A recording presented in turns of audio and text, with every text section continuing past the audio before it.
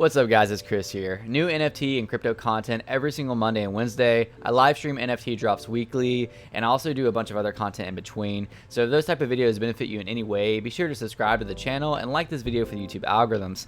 In today's video, I'm going to do something quite different. I want to go over how I made some massive gains in 2021 with using the app Veve.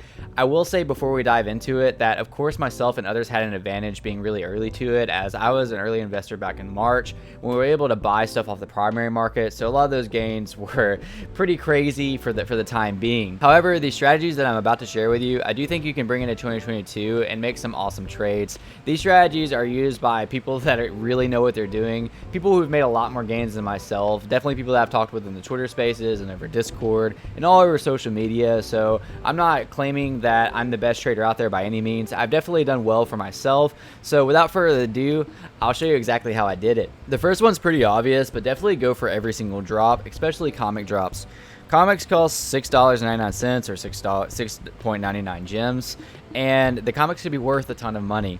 Also, before going into the comic drop, there's a couple of things that you need to do. There's some amazing content creators out there that specifically make in-depth analysis of every one of these comics that I watch weekly. A few off the top of my head is Comics, Crypto, and More.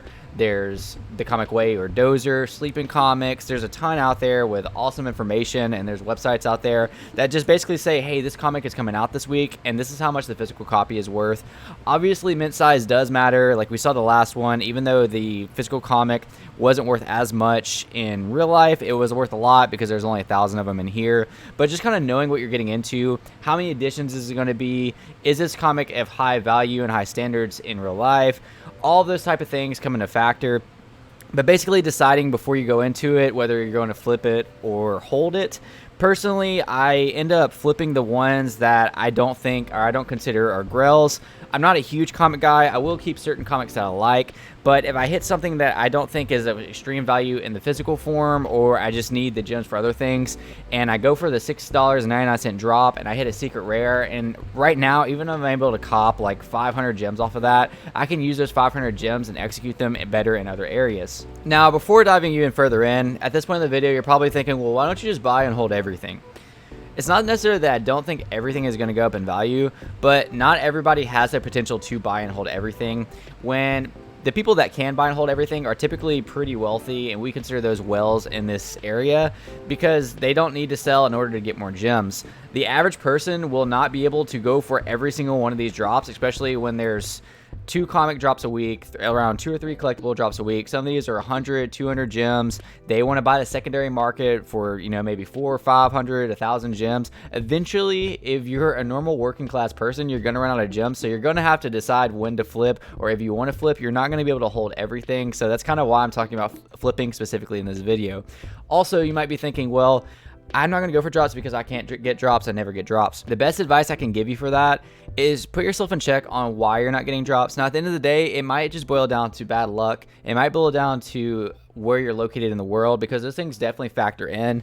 But are you resetting your router? Are you even on Wi-Fi in the first place? Are you doing little things like taking your phone case off? Are you deleting the files in your app? Are you backing out of all the background apps? Are you aligning with a world timer? Are you using a line gate? Are you doing single click? How fast is your single click? Are you using tap gate to be able to practice for your single click? There's so many factors that go into getting drops besides just clicking and hoping that you get it. So be sure to do everything you possibly can on your end. What type of phone do you have? What type of iPad you have? Do everything you can on your end. That way, if at the end of the day you don't get the drop, then it simply boils down to bad luck. What's your ping to the servers? All of those things come into play. So just be sure to be on your best game to give yourself the best odds. As always, nothing in this video, in my past videos or future videos, is financial advice. I'm simply doing these videos for entertainment purposes and documenting my journey along the way. On to the next section is doing your own research before drops. Knowing if it's a first appearance or first edition is really important. A great example of this would be Wonder Woman. I'm not trying to pump my own bags. As you can see here, I own 2 of these, so I could definitely have named something that I own a lot of, but I'm going to go with Wonder Woman. When she first dropped, she was like 100 gems, which was double retail, I believe. Yeah, it was a 50 gem list price, so 100 gems would be double that. And because people just didn't think about the fact that she's FA Wonder Woman, If you would have done your research beforehand and, just research how popular is Wonder Woman? How desired is she in the toy industry, in the collecting industry? Do people collect her? Do people admire her? And then realizing this is her first time ever appearing on the blockchain, period, but also ever appearing on Veve. There's a little bit of significance there. So when people were selling around 100 gems a pop, and it's actually less than that for a while, they simply just didn't know what they were doing at first because they didn't realize the value of Wonder Woman.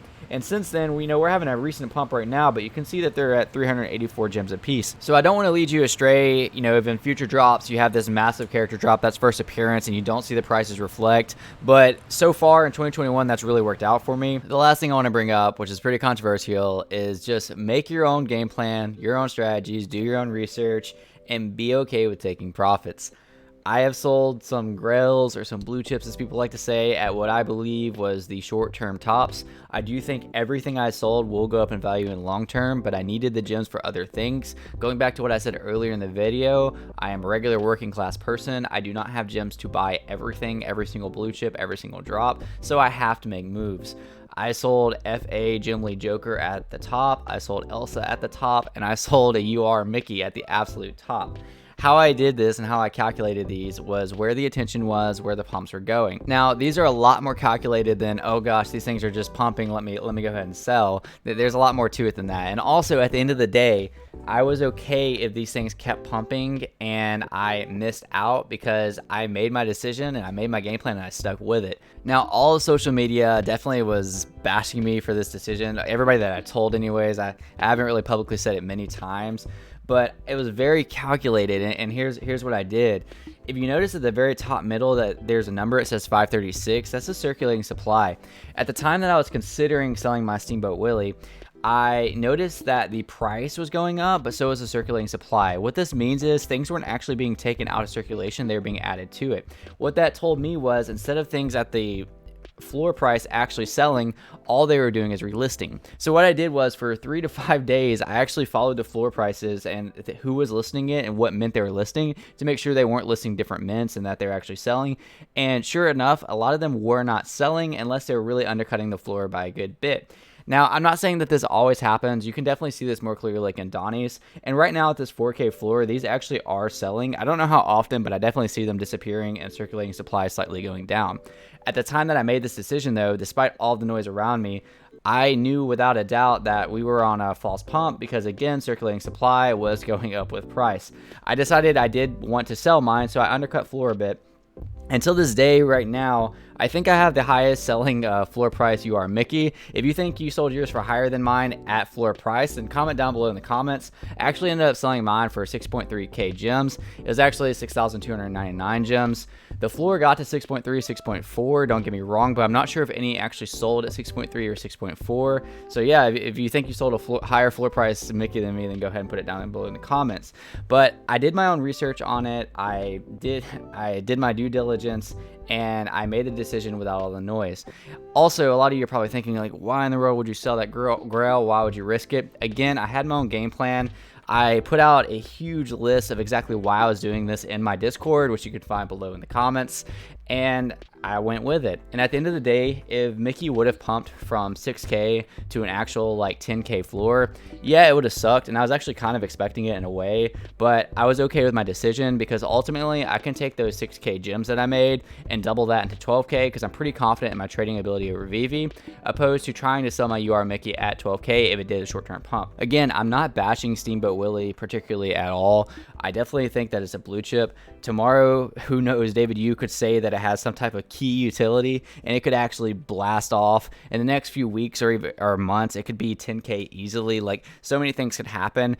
I just made a game plan, I stuck with it, and that's the only reason I'm bringing up this example. I'd actually love to buy a Steamboat Willie, but I kind of have a plan that I want to do before I buy back in, which I'll probably be posting on my Discord or on Twitter. That's all I have for you guys in today's video. I definitely don't post or say any of this, one, to give financial advice, or two, to brag about the moves that I made in 2021. I genuinely want everyone in this space to win. I want this space to continue to grow. I think anybody who's in this space right now is taking the risk that other people don't. So anything I can share of value, I try to do so. There's better traders and there's smarter people out there than me. I'm just sharing some of the things that I did that allowed me to be successful in 2021. I cannot wait to crush 2022 with all you guys. I'm so looking forward to it. So what were your best trades of 2021 and what are you most looking forward to in 2022? Thank you guys for watching this video. Peace out.